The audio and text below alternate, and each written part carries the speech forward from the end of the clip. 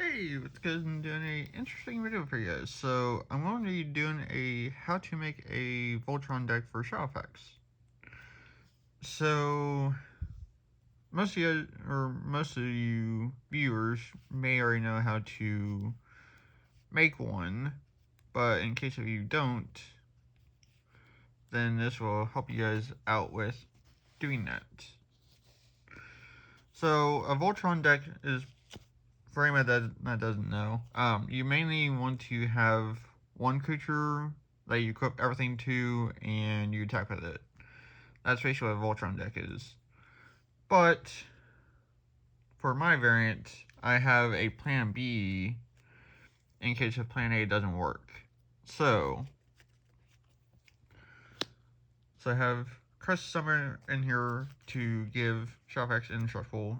You know, probably already have it from all the equipments and stuff and things like that, though.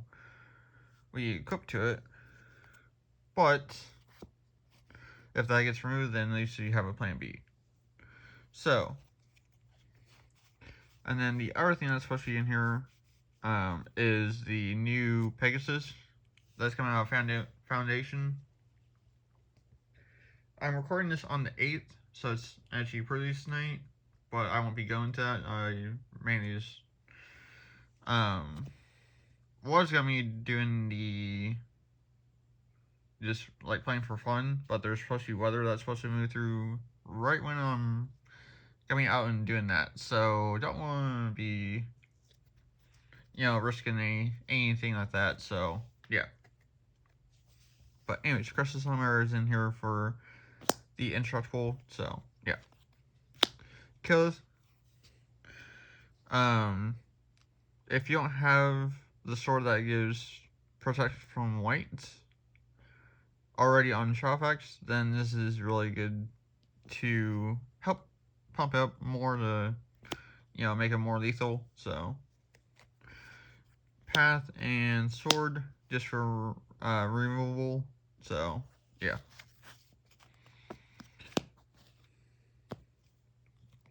Blightsteel, just a secret tech, so that way when I get Shadowfax up high enough, I can just bring this out and, choose out a extra win that way too. If my opponent doesn't have anything, and if they don't have any blockers, then that's pretty much another way to win a game, or take out someone. So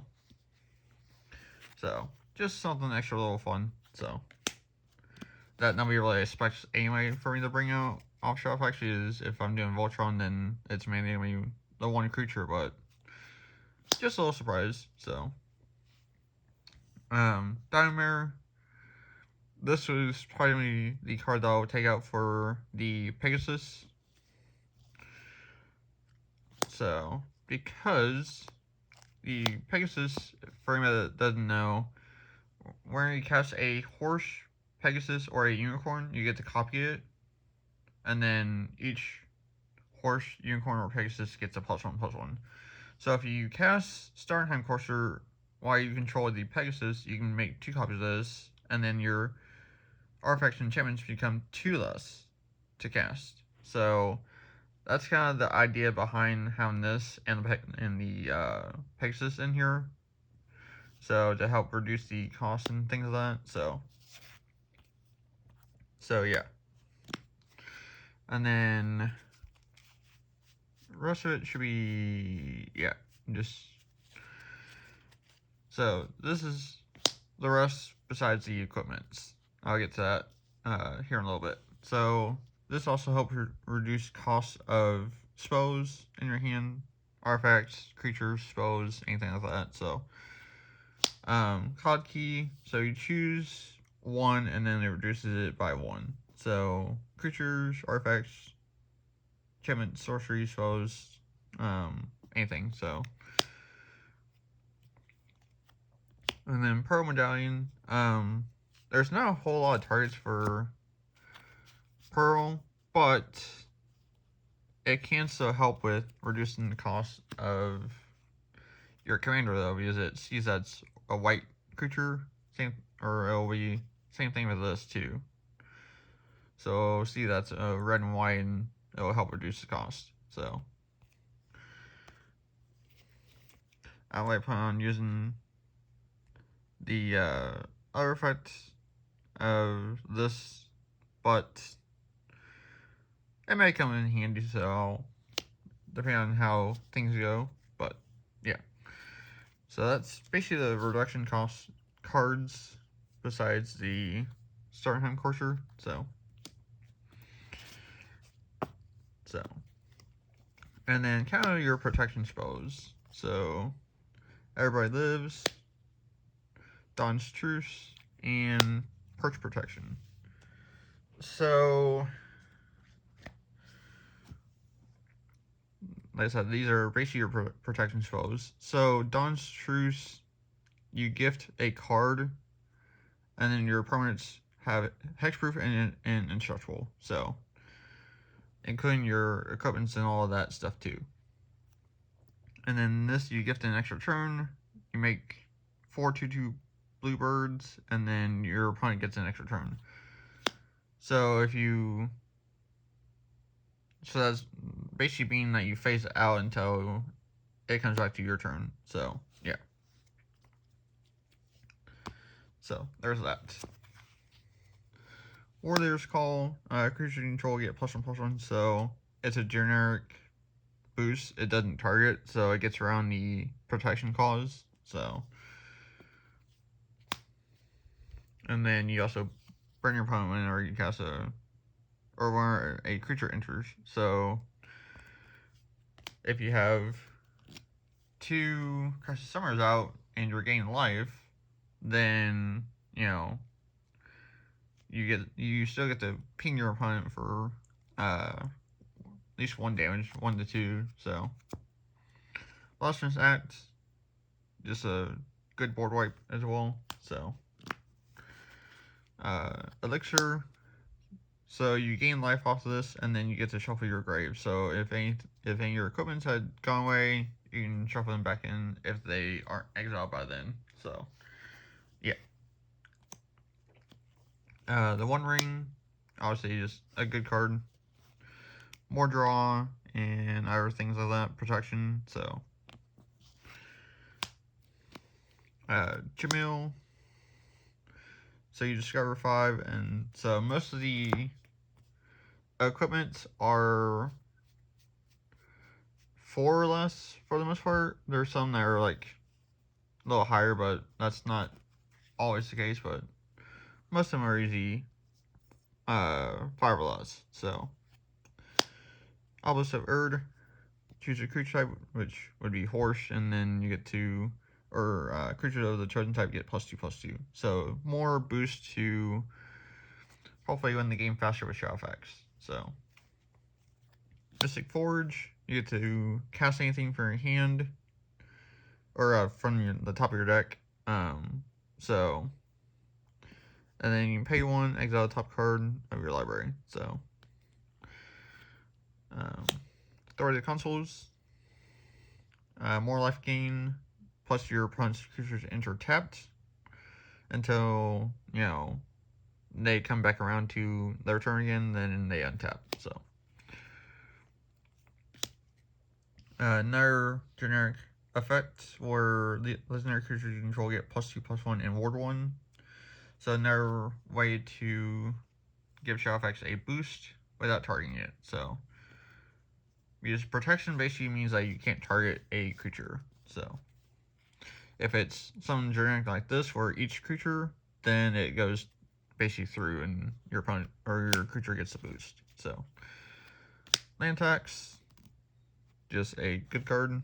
Doesn't resolve all that much, at least from what other people have tried to do, but it's still just a good card. So Manifold Key. So this is the kind of the colors or kind of supposed to help bring out a lot of things. So the Manifold Key, you pay 1, you tap it, and then you untap an artifact. So you can basically untap any of these mana cards, and then basically tap it again, and then create more mana. So the Patchwork Banner, you choose a creature type, and then creatures of the chosen type get +1/+1. So again, more boosting, but it also creates a 1 mana of any color. So there's that whole part. Now for the fun part, the equipments. So I finally understand why this is busted as heck, this card. So basically, when you play a equipment, you automatically get to equip the equipment onto the creature. And for a while, I didn't understand what that meant, or because I never really played it too much, and so now I finally understand what it's getting at after watching a few people play this and then play other artifacts and or equipments and be able to equip it onto the same creature. So if you have this, which equipped creature gets +2/+0, whenever the equipped creature deals combat damage, create a token that's a copy of this. So basically, whenever this enters, you automatically get to equip it, and that's same for the copies as well.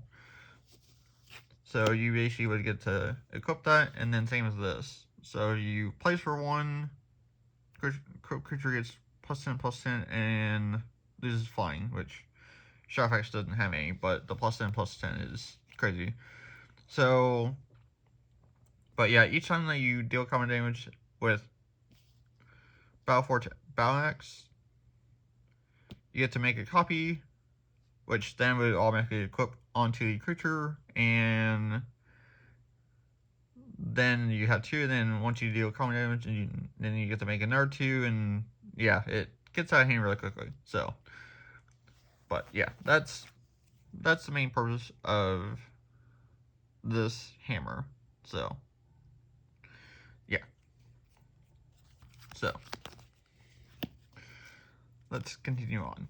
So, Helm, so equip to a legendary, it loses, or it has hexproof. And then all the swords, Body Mind, Fire and Ice, War and Peace, Truth and Justice. I'm not even gonna pronounce those. Feast and Famine, Light and Shadow, Wealth and Power, and that's essentially it. So basically, each of these swords, the colors represent what they protect. So this is blue and green, red and blue, white and red, white and blue, red and black, black and green, white and black, and then this one protects from instants and sorceries. So yeah, but they all have different effects and things like that. The Feast and Famine, you basically get to untap all your lands, and then your opponent discards a card. So yeah, it's really quite good. So, but this, so whenever a creature attacks, destroy target permanent. So with this, you automatically get to equip it, and then when you deal damage, then or attacks, you get to pop a permanent. So Blackblade Reforge, creature gets +1/+1 for each land that you control. So yeah. Hero's Blade, +3/+2. So creature has Death Touch, and then whenever it deals combat damage, that player loses half their life rounded up. So yeah. the Stormhammer. So I'll tap target creature defending player controls, put a stun counter on it, then whenever it deals damage, or deals damage to each opponent equal to the number of tapped creatures that opponent controls. So, and then Excalibur. So another +10, +0, and Vigilance. Commander's Plate. Haunted Cloak. Mithril Coat. Nazgul Battle Mace. So Menace, Death Touch, and now layer 1 is what this gives. And then if an opponent sacrifices a creature or basically a non-permanent, you can put it onto a battlefield under your control unless they pay 3 life. So, yeah. Swiftfoot Boots. Fire Shrieker gives a creature double strike, which is disgusting. Lava Spur Boots. +1/+0, haste and ward 1. Lost Jet. Lotus Ring. +3/+3 and Vigilance. And then you sacrifice it for 3 mana, which you're never going to do, but yeah. Assault Suit. So +2/+2 has haste, can't attack you or planeswalkers you control, and can't be sacrificed. You can sacrifice anything else, but you can't it cannot be sacrificed. So,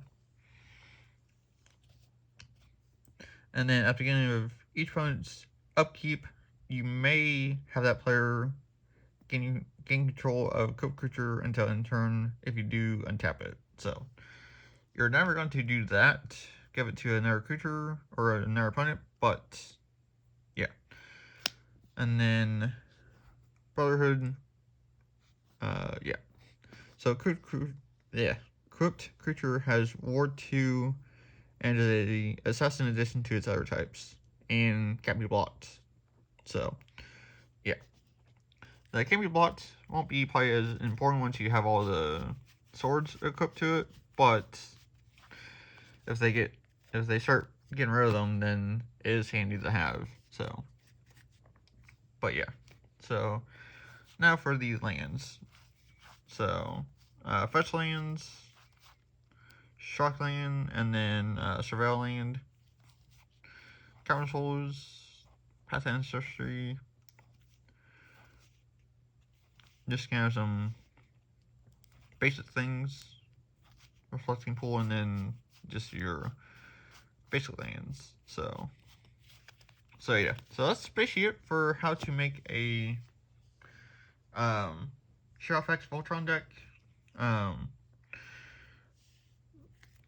It's really like pretty strong once you start adding those clips to the Shadowfax. It's pretty much gets out of hand really crazy. So, but yeah. So thanks for watching, and I will catch you later. There it goes.